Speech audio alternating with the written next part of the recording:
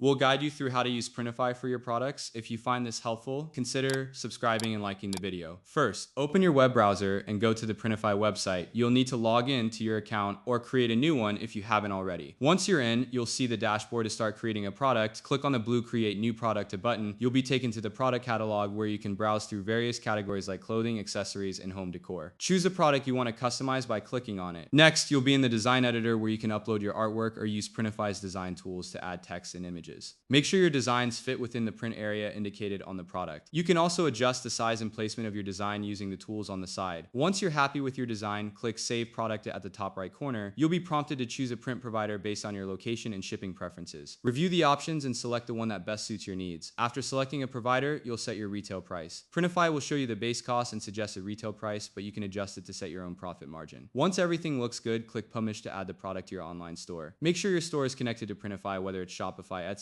or another platform. If you haven't set this up, you can do so from the My Stores section in the dashboard. Once connected, your product will automatically sync with your store, ready for customers to purchase. And that's it. You've successfully created and published a product using Printify. Don't forget to subscribe and comment if this helped you out.